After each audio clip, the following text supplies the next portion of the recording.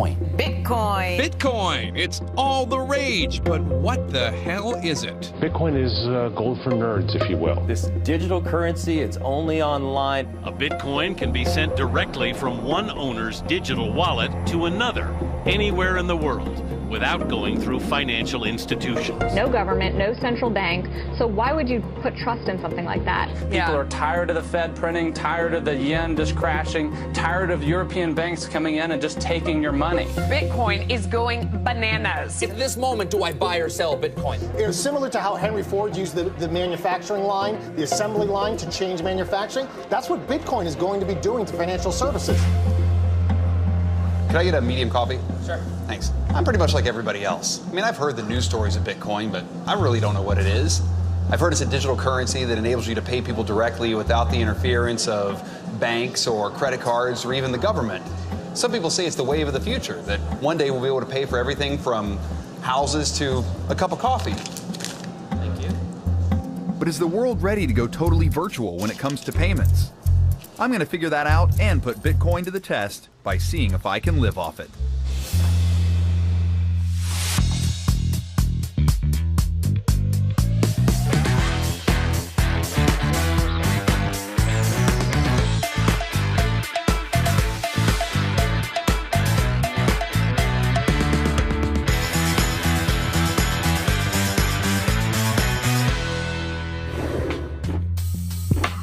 Money, money, money. It's something we use every single day. But have you ever stopped to think about how it works, or what gives money value? Cash used to be based on the gold standard, meaning its value was directly tied to the price of gold. But the US effectively moved off of the gold standard after the Great Depression. As a result, they could print up more cash and put it into circulation. But that also put the economy at a greater risk of inflation, debt, and volatile investment bubbles. It was the worst day on Wall Street since the crash of 1987. The global sell-off triggered by Lehman Brothers bankruptcy and the forced sale of another financial fixture in the United States, Merrill Lynch. This is all about politicians and greedy banks. What started in America last year has now spread to every part of the world. So how do you protect everyday people against financial institutions, corrupt governments, and unpredictable economic forces? Cue Bitcoin. Its founder wanted to create a global currency that existed outside of a central bank or government. Just a person-to-person system that could be used instantly and internationally. And with economies constantly in flux and currencies around the world failing, is Bitcoin the future of money? So I'm going to try and do some digging, figure it out. And right now, I'm in the heart of New York City's financial district, just a stone's throw from the New York Stock Exchange and Wall Street. Right next to me, the Bitcoin Center, the hub of the Bitcoin community for New York City. And hopefully the people inside there are going to give me some answers.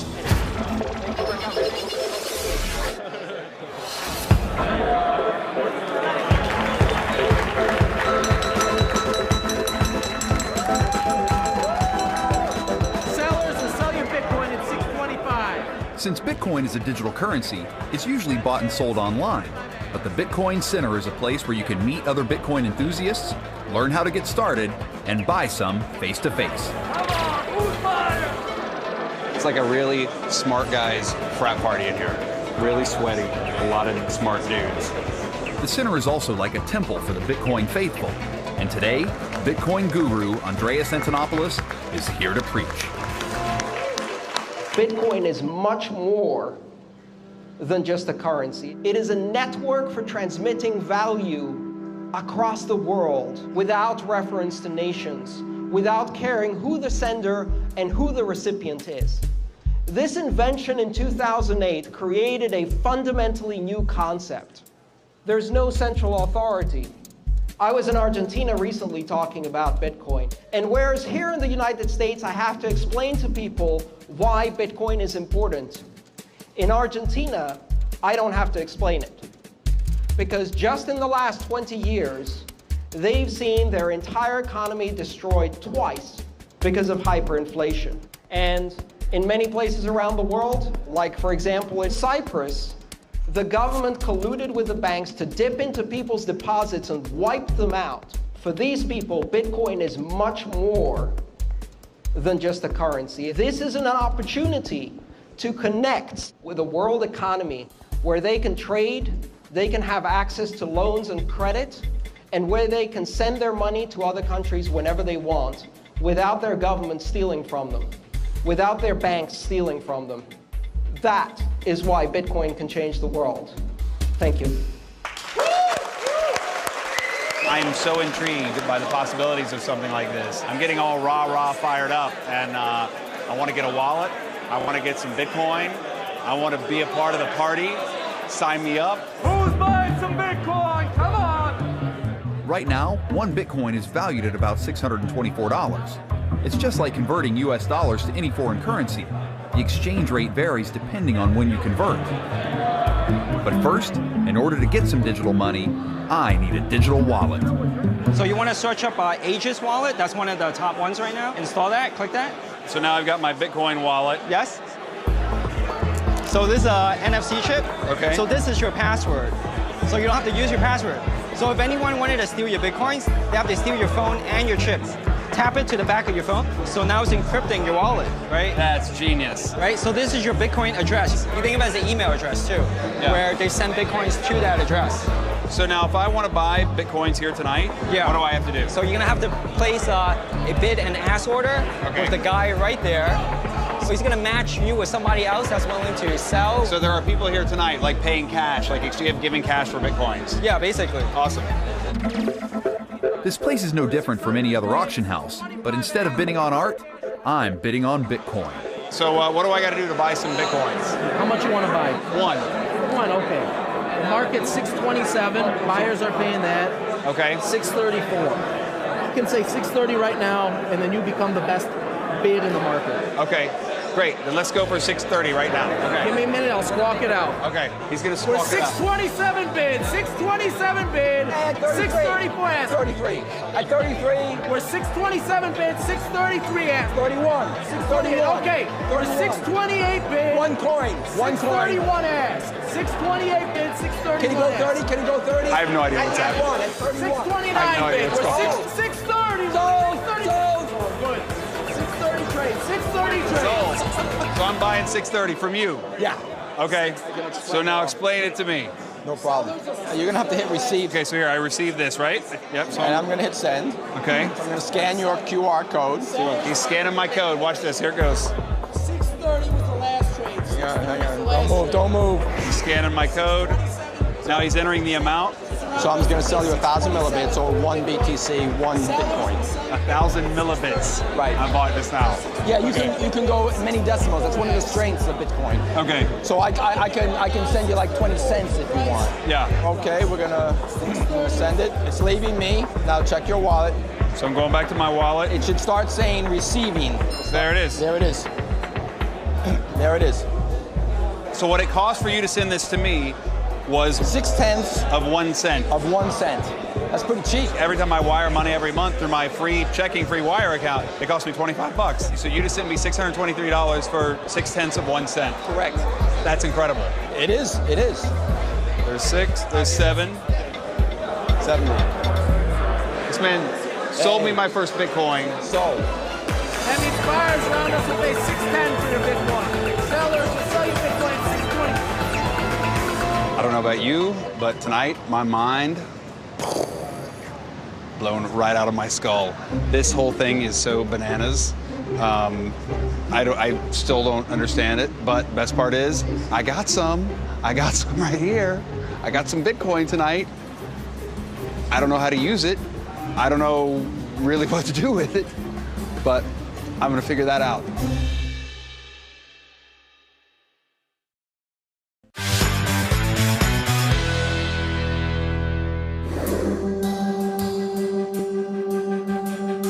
Now that I have my new and completely invisible currency, it's time to see what it can do. So today is day 1 of Mission Bitcoin. I'm going to do my best to live only off my new digital money. But before I do, there are a few things I have to remember. First, Bitcoin is really just like any other currency, the same as dollars, euros, or yen, but it's global.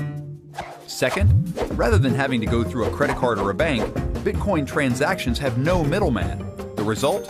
A cheaper, quicker, and easier way to use money. Third, it's anonymous. Well, sort of. The identity of the user remains unknown except for a string of randomly generated numbers associated with their wallet. So I got my Bitcoin, and the good news is it's actually gone up in value today. You see, Bitcoin, like the stock market, fluctuates based on demand. More people are buying Bitcoin, the value goes up. People start selling it, the value goes down. And today, it's up, so that's a good day. Okay, time to blow some millibits. Hey, how are you? Good, how are you? Good. You guys take Bitcoin? We do. That's fantastic news. I would guess that because you got this. Yes. That's the telltale sign. Exactly. Then I would like to buy a slice of pizza, a margarita, Okay. and a bottle of water. That's going to be $5.27 and 0.0083 bitcoins. 0.0083 bitcoins. Yes. Now, how do I do this? I send, right? Right. Amount to send. So I type it in there, right? Change this to bit because you don't want $0.0083. No, that's not enough money. That's not even a penny. Since a whole Bitcoin is worth about $630 right now, when I convert to a dollar value, this slice of pizza costs just a fraction of 1 Bitcoin. Okay. Here we go. Ooh, look at that. We're living in the future, buying pizza in the millibits. See, I've got to tap my tag that I got the other night. I got to put that there. It's in my wallet. Done. Did it go through? Let's go back. Sweet. Ding. Sold. Thank you very much. Thank you. It was so easy. Look at that. Pow. Pew, pew, pew, pew, pew. Bing, bing, bing, bing. I'm the king of Bitcoin. Slice of pizza, check. Hour 1 of Bitcoin life, and I'm already winning.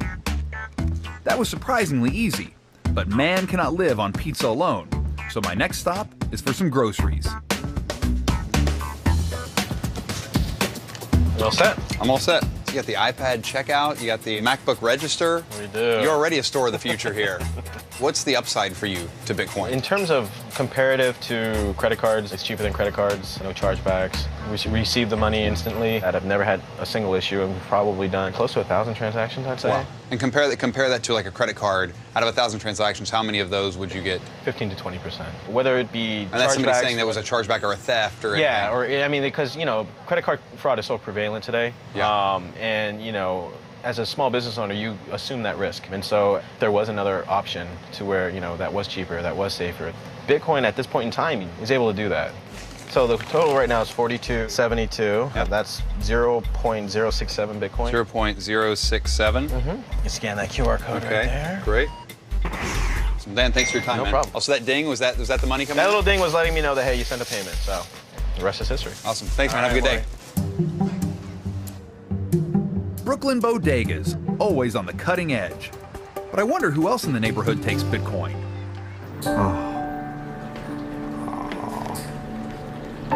Thank you, Bitcoin, for making this happen. So far, living in the Bitcoin world has been incredibly simple. But I'd be lying if I said it doesn't feel kind of surreal.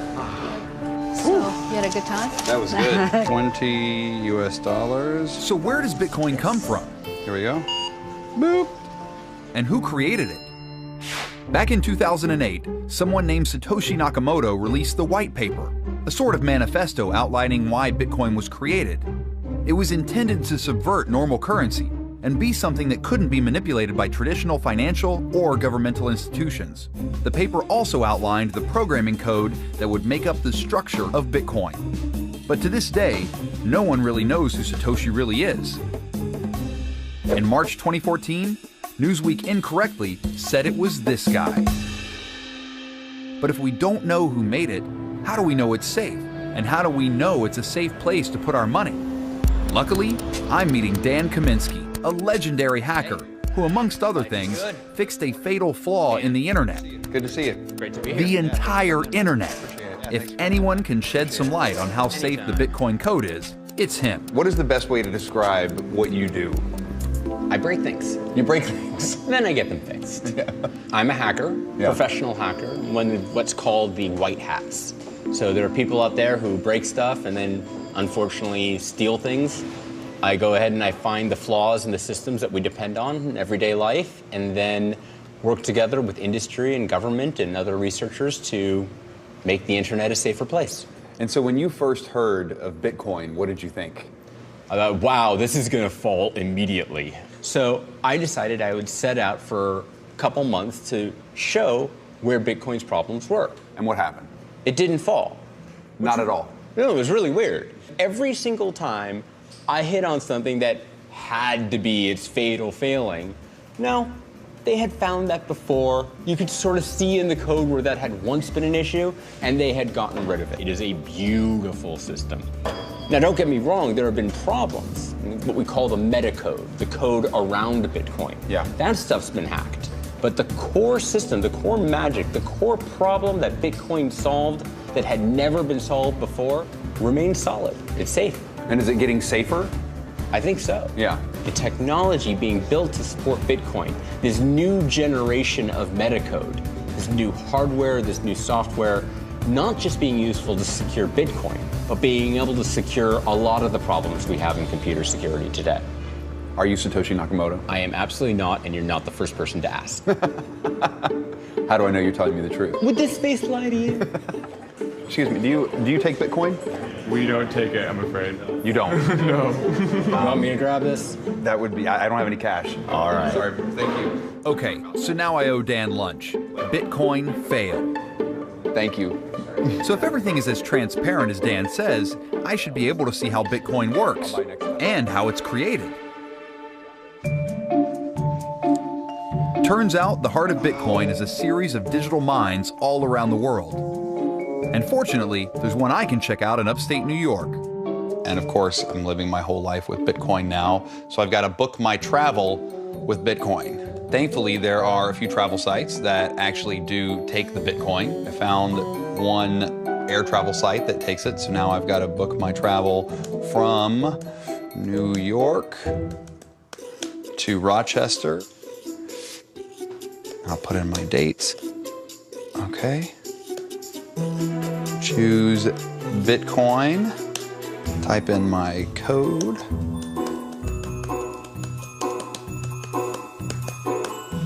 And boom, I just booked a flight with Bitcoin.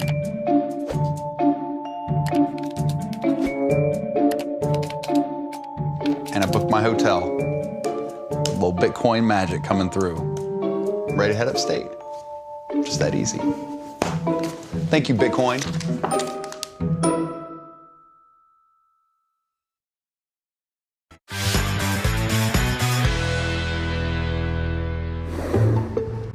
It's day 2 of Mission Bitcoin, and I'm surviving only on the virtual money for an entire week.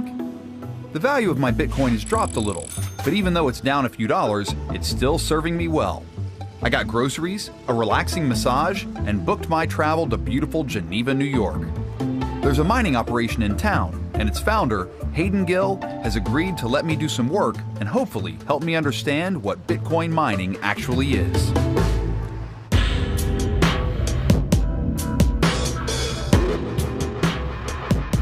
Hey, how are you? Good. I'm Morgan. Morgan, Hayden. All right, nice man, to nice meet to you. meet you. Yeah, you too. This is so not what I expected. Yeah? Yeah. I worked in a coal mine. Okay. And like you think mining, you think it's somebody's going underground, you got like a pick, you know, you got a shovel, you know, Right. you're in somewhere like ding, ding. Right. This is not what you imagine. No, this is not what you imagine.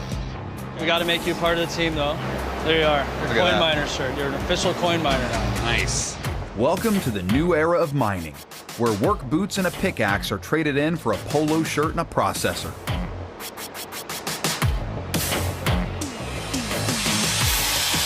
Today I'm building a Bitcoin miner, setting up crazy powerful processors that need to be connected so they can all work together and access the Bitcoin network. But what does that actually mean?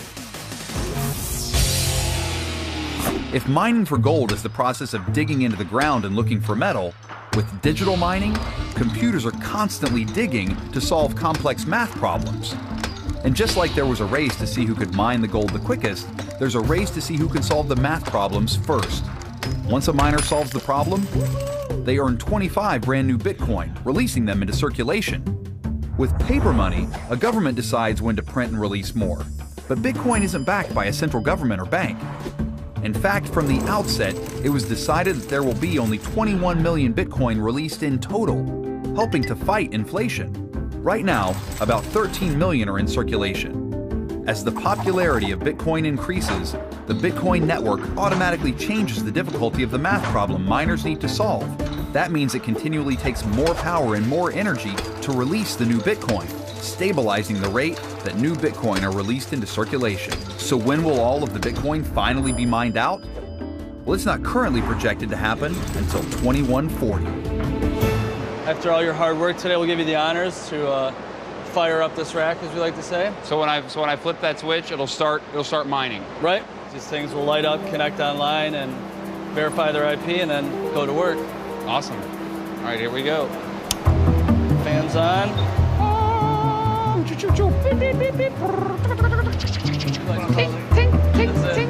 That's it right there. Now that we've set up a new miner, let's see how it's working on the Bitcoin network. This takes us over to the blockchain. This block contained 519 different transactions. So this blockchain thing Hayden is showing me is actually a key part of what makes Bitcoin so innovative, and it ties into the work miners do. Here's the deal. Those complex math problems the miners are doing to release the new Bitcoin also verify all the Bitcoin transactions worldwide. Remember when I bought that slice of pizza back in Brooklyn? The second I clicked send on my wallet, the transaction was transmitted to the Bitcoin network. It's at that stage that miners, like Hayden, actually confirm the transaction. They make sure I have enough Bitcoin to pay for the slice, bundle it with other transactions, and post them all to an online public ledger. That's what the blockchain is, a record of every single Bitcoin transaction anyone on the internet can check out. And the algorithm or intense math problem that posts to the blockchain is the same one that releases new Bitcoin. The takeaway? Instead of placing all your trust in one bank or one credit card, you're relying on a worldwide network that's based on indisputable math. This is all that open ledger. So these are all the different wallet IDs pushing Bitcoin to other wallet IDs. Right. These are all the transactions contained in the block. This is your real-time Bitcoin transactions happening around the world. And since this transaction just came onto the network, it's still working to be confirmed. We gotta wait for the miners then to come in and then get them actually linked into the blockchain. This is what makes Bitcoin so amazing. The ability for people to transfer value without having any kind of a centralized authority to have control of those transactions. It's amazing. What have you guys brought in today? What's the total so far? So far today, we've probably brought in about 3 Bitcoin. Okay. So it's been about $1,800. Yeah, got some money to pay you. Nice. This is what I've been waiting for. See, I've actually earned some Bitcoin. What's a fair day's wage? For the hours work you put in today, we'll do 0.3 Bitcoin. That's gonna be like almost $200. There we are. 0.3, right there it is. Look at that, less than a minute. Yep. Instantly, boom. Nice. There we go. All right. It's incredible to see how much computing power and how much energy it takes just to mine a few Bitcoin. But if it wasn't for guys like this, if it wasn't for miners all around the world, then you wouldn't be able to verify all of those transactions. You wouldn't be able to get new Bitcoin. I wouldn't be able to buy the slice of pizza that I bought back in Brooklyn. And now, since I've actually earned a little bit of Bitcoin today, I'm gonna go see if I can't spend some here in Geneva.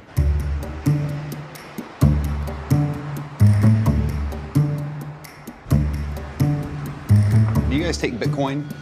No, we don't. I'm sorry. We don't accept Bitcoin here. Can you recommend anywhere else where I might be able to go in town? This is my wallet right here. It's not a phone?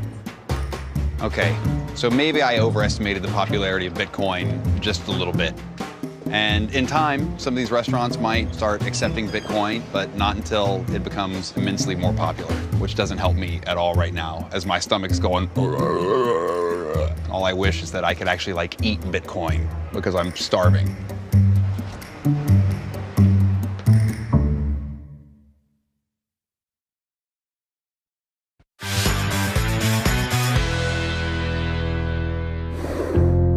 It's only been 3 days living off Bitcoin, but right now, it feels like years. I've had to take what I can get when it comes to Bitcoin accepting merchants. Around my office, there are countless coffee shops, and I'm convinced one of them somewhere will actually take and accept Bitcoin. And good news, Bitcoin's actually up today. Time to celebrate with a cup of Joe. Hello. Hey, how are you? Good, how are you doing? Do you guys take Bitcoin? We take the what? Do you guys take Bitcoin? We don't. It just seems like another process to deal with. Right. People are like, oh, it's just like cash. Well, then why not just use cash? Right. Thanks. She's right. Cash is king. But we all rely on plastic more and more, and Bitcoin is the digital way to emulate a cash-like transaction. It's non-traceable, peer-to-peer, and there's no middleman. Do you guys take Bitcoin? No, we don't. Okay. Getting a cup of coffee is a lot more difficult than I expected. Ironically, even though Bitcoin can't fuel my caffeine addiction, it can get me some way more illegal substances.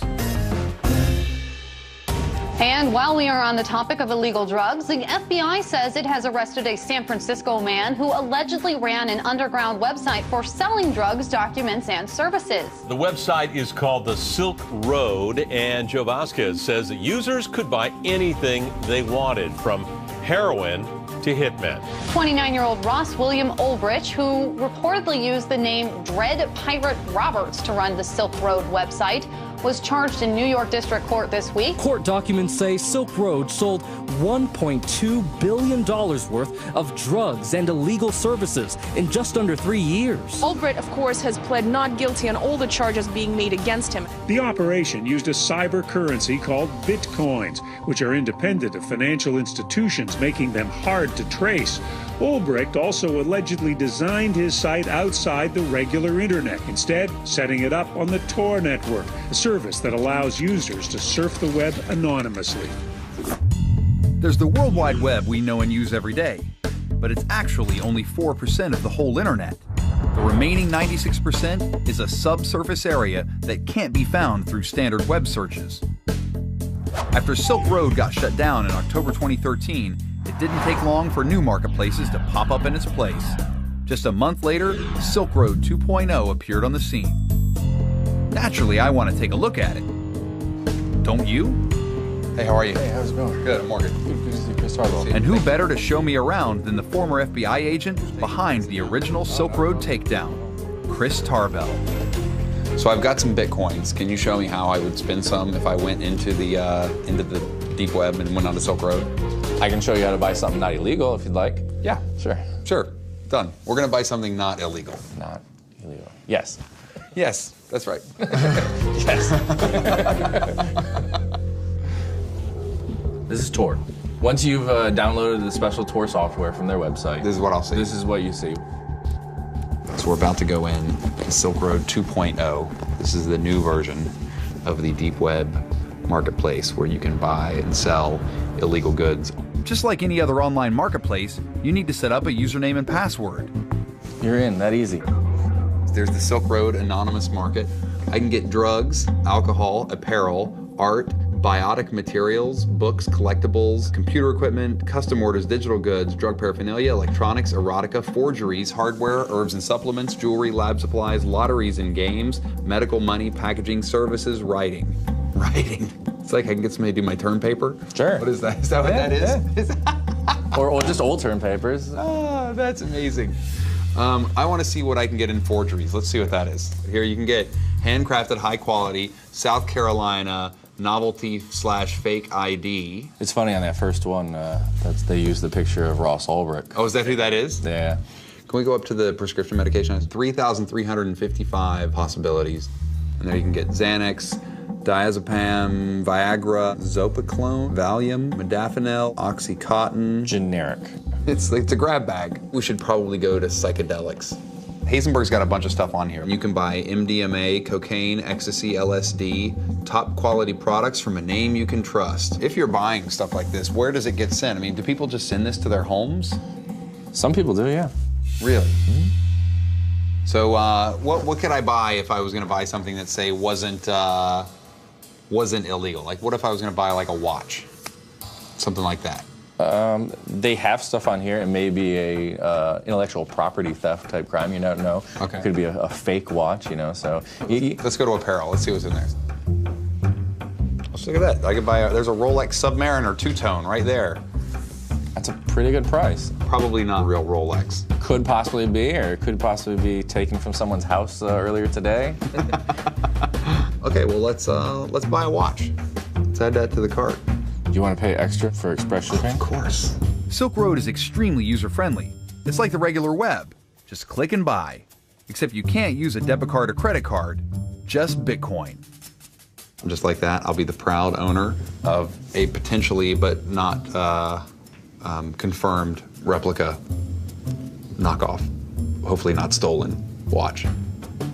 And if it is stolen, I'm here with former law enforcement, so it's fine. Not fine. Not fine. It's not fine. It's not fine at all.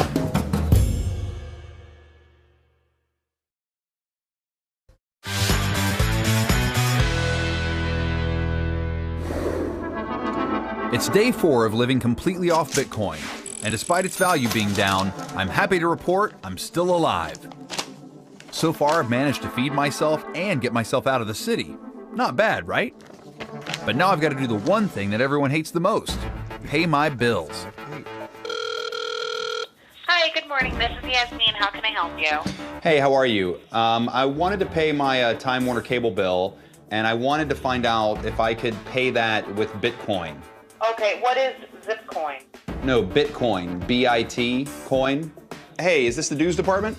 It is. I got my bill, and I wanted to find out if I could pay that in Bitcoin.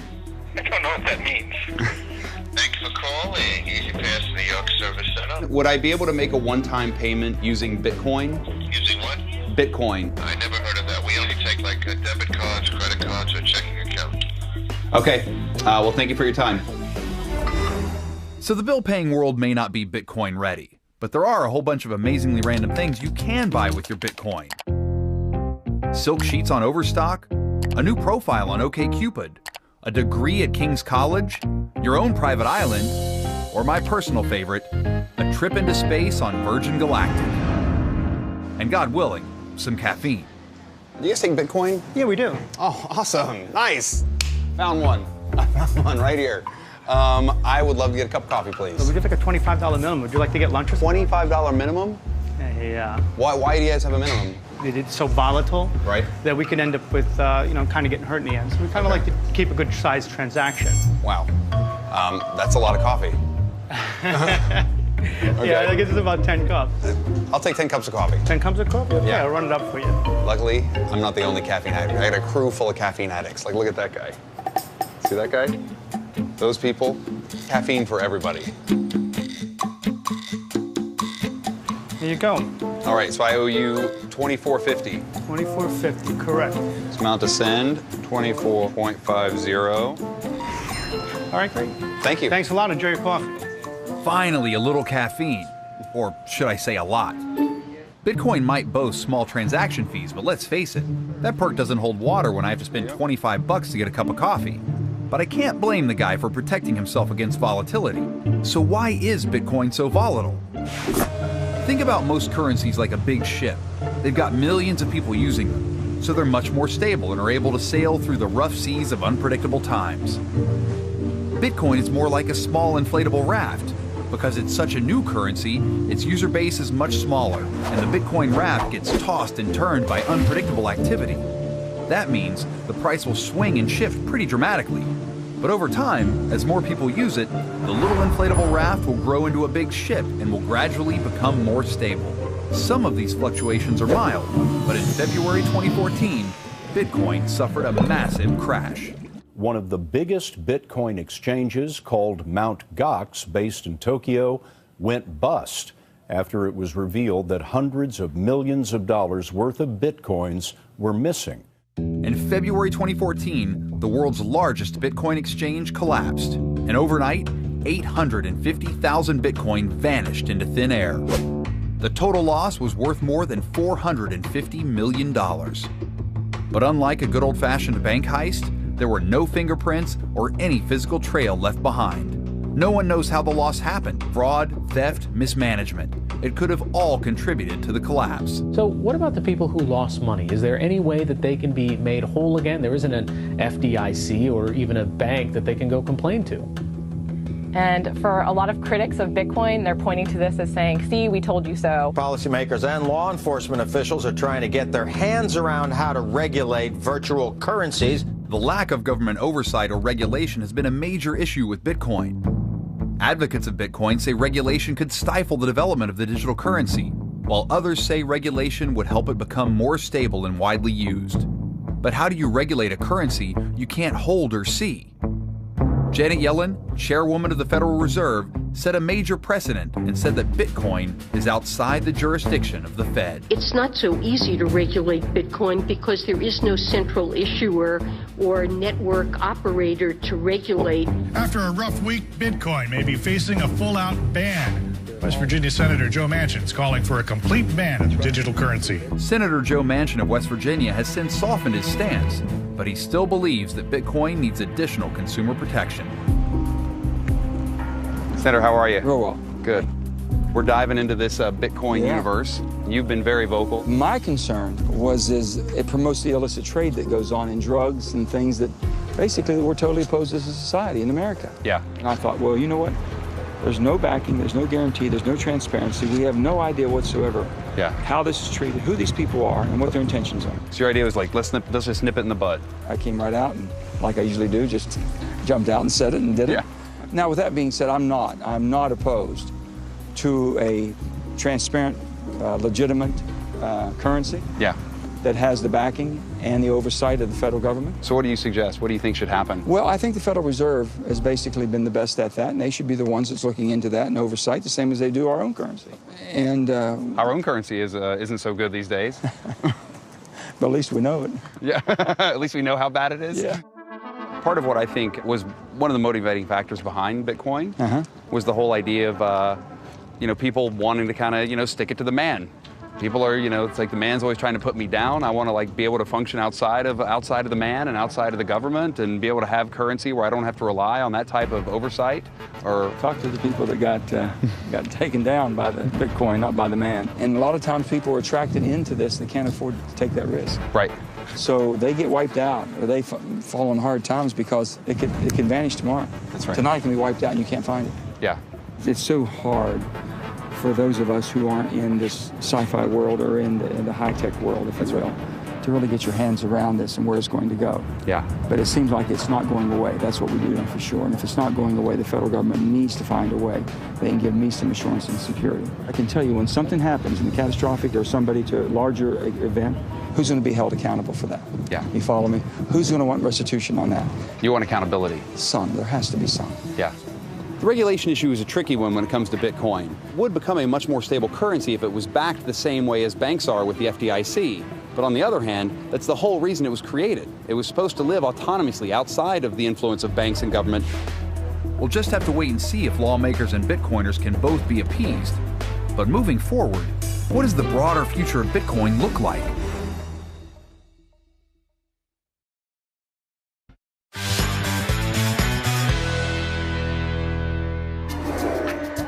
I'm nearing the end of my Bitcoin journey, and I know the basics. How it works, where it comes from, and what its limitations are. I also know regulation isn't going to happen overnight. Maybe the only way to make Bitcoin less volatile is to get more and more people to embrace it. This whole time, all I've been doing is trying to pay for things with Bitcoin. Hey, how's it going? Maybe I really should have been trying to get more vendors to accept it. You can download it right now. I'm bringing somebody into the fold, supporting my own caffeine habit and pushing things into the future. Here's how easy it is. I'm gonna go there, I'm gonna press send. I'm gonna send you 3.75 US dollars. I go to your code right there. All getting excited. There. Sent. There we go. Boom. 375 and then 0.006 Bitcoins. Look at that. All right, that's pretty sweet. Pretty sweet. Yeah. Another satisfied Bitcoin merchant right there. Thank you very much, and congratulations. Thank you. Enjoy. Brooklyn may be Bitcoin savvy, but what about the rest of the world? Andreas Antonopoulos, whose speech at the Bitcoin Center inspired me to go buy some Bitcoin in the first place, has agreed to sit down with me. And the best place to do that is the coffee shop that I convinced to use Bitcoin. How are you? Morgan, how are you? Andreas literally wrote the book on mastering Bitcoin. It's called Mastering Bitcoin. If anyone can predict the future of the digital currency, it's probably Andreas. It seemed as there were a lot of people who, just in the conversations we had, still only see Bitcoin as being associated with illicit activity. Buying drugs, Silk Road. Look at that Silk Road watch I bought. Oh, very nice. You like that? Yeah. Genuine artificial Rolex. Genuine. That's right. A Folex. It's a Folex. So how do you get past that conversation? What does it take? It takes time, and for more regular people to be seen using Bitcoin for legitimate activities. It can be used by anyone, anywhere in the world. Any religion, any country, any language, any culture. Right. And that's why it's powerful, because it's the first form of international, transnational, non-bank, non-government money. It's basically the internet's money, the internet's currency. I hope that you've had a glimpse into how money could work in the future. Yeah. You know, when you talk to people and you're talking about the millibits that you're spending and how many millibits there are, and you're looking at the zeros, it's crazy talk. But at the same time, it's also a real, robust industry with thousands of companies, millions of dollars being invested, and jobs, thousands of jobs. The current run rate of venture capital investment and startup companies in this space is now exceeding that of the internet in 1994. Wow. So this space is growing faster than the internet was. Exponentially. It's exponentially. This is the third wave of the internet. You know, the first wave was websites, the second was social media and interaction. You now have the possibility of exchanging value of tokens and allocating resources, of creating real economic infrastructure on the internet, which wasn't possible before. And so if you think of it a bit as the third wave of the internet, you can see this is going to be pretty big. Thank you. Thank you so much. Maybe Andreas is right, and Bitcoin will be the next big thing. It could help people around the globe transfer money more easily and efficiently. But it seems like the technology behind Bitcoin is the real game changer. That confusing piece of innovation, the blockchain, could change how we run things like elections, IPOs, and lotteries. And even if the Bitcoin currency bubble bursts, the technology could go down in history as one of the most important inventions of this century. It might even change the world. But until then, I'm going to hang on to what I got. Check out the time on that Folex.